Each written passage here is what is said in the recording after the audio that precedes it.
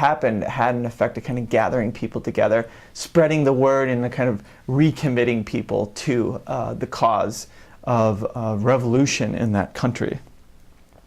Another kind of key organizational resource, if you think if a religious group has a place to gather, well, then they have stuff to use in doing something.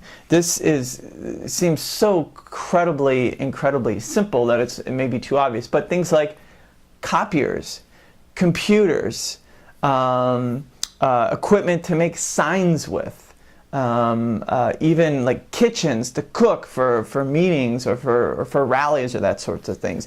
These are all small little pieces that are important to every movement, but if a movement has to kind of generate these and generate money to buy these and space to house these and that sort of thing, it takes a huge amount of kind of organizing ability and time and money to do that. Whereas if there are religious groups involved, you kind of have that automatically because the religious groups have them themselves. And then finally, in terms of organizational leadership, organizational resources, leadership is incredibly important. A good example of this is in the civil rights movement.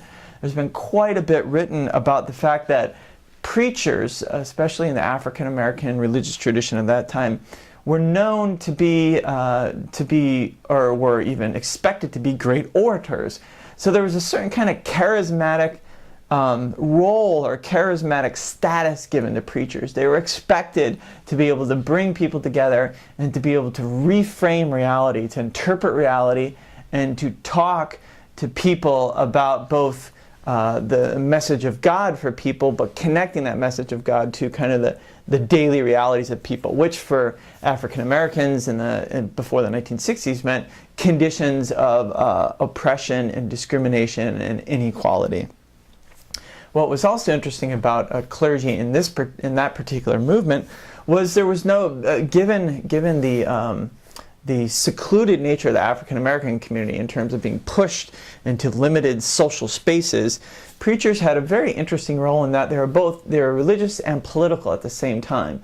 So a classic distinction that we're used to and that we've talked about before in terms of dividing religion and politics was not so for the African American community at the time because of the way they had been so ostracized and marginalized. So these leaders who were religious leaders were also community or political leaders, and so kind of wore those hats at the same time. So in this way, religion had kind of this beefing up impact on these leaders to lead the social movement that arose out of that time. What do we mean by religion as network? Well, there's a couple things we mean there. One is that religious groups will oftentimes kind of look back to their historical network and see ways that religious activism happened in the past. An example of this is an organization I study, or some humanitarian aid organizations in Tucson that I study, which all kind of look back to the 1980s, which was this real kind of fervent time of organizing in what was called the Central American Peace Movement or Central American Solidarity Movement, where church groups tried to bring awareness to the United States about U.S.-funded atrocities in numerous countries in Central America. So the churches today, or the religious groups today that are involved in humanitarian rights, look back to that time period as a way of kind of understanding themselves, as a source of identity. So religion has this kind of historical network piece, kind of thinking back across time. And then, in terms of more overt kind of historical networks, religion links people together. So it links people together across time into specific organizations, making social bonds of trust and communication and commitment that other organizations may not have.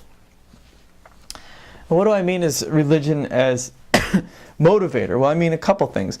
First off, a lot of religious teachings offer moral imperatives. So you can think of scripture sayings from various religious traditions, which can be rather kind of clear or adamant in the responsibility of a religious group to act certain ways in certain situations. So the religious ideas themselves can be motivating for people to either be involved in or to even generate a social movement. And then another way that religion is a motivator, and this is something I found in my research, is that religion often kind of provides a way of talking and interacting that is not provided in other spheres of life. And let me give you an example. On the research trips that I go on, I follow church groups that go to the other side of the Mexico border and meet people that are involved in providing for the needs and speaking out for migrants. And one of the things that I notice is that religious groups have a much more stronger tendency than non-religious groups on these trips to kind of literally reach out and touch people. So if they meet a migrant, to kind of give a hug or to put an arm on their shoulder, and then be very willing to kind of talk in an emotional way about how hard the struggle of life is and how important it is to try and assist each other. So I'm intrigued by the way that religion may be able to kind of cut through, if you will, kind of quicker to generate kind of human compassion and human solidarity in a social movement. And then finally here, number 4, religion offers cultural resources. Some of these aren't surprising at all. Religious groups often have songs, long histories of songs, that are connected to past civil rights movement and have a way, as song does, of kind of bonding people together and maybe helping push people over their own hurdles to get involved in ways they wouldn't before. You can think of this in a Durkheimian sense, like if you've ever been to a musical concert and how music can kind of generate bonding in a social group and feel like it kind of gives you this power to do something you haven't been able to do before. Other cultural resources include stories. So for example, the civil rights movement in the 1950s and 60s often kind of harkened back to stories about the liberation of people from Egypt out of a time of slavery into a chosen land, into a period of receiving that which is due and which has been provided but hasn't been delivered to people, been promised but not delivered. And so those stories are incredibly powerful for motivating groups. And then in terms of cultural resources, religion also provides a real kind of symbolic legitimacy for social movements, particularly in this country.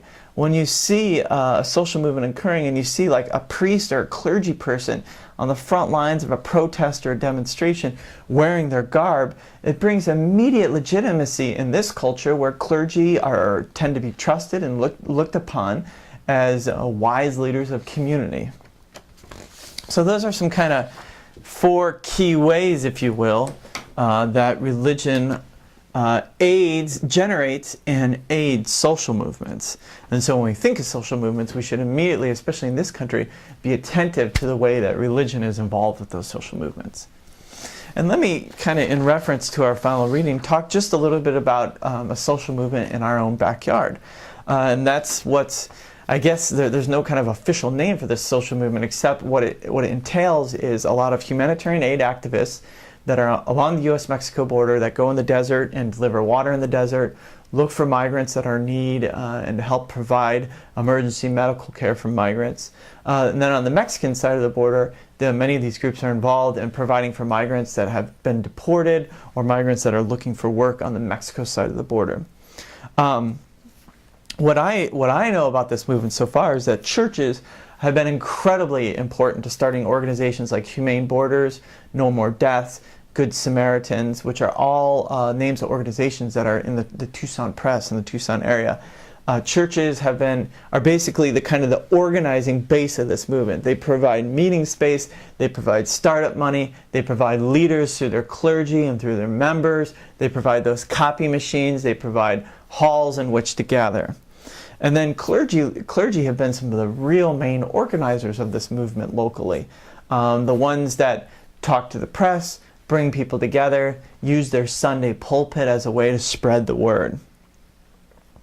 In terms of a cultural or historical network, the humanitarian rights movement occurring in southern Arizona looks backwards to a couple of movements, looks to movements, the civil rights movements in the 1950s and 1960s in terms of giving voice to people who didn't have voice.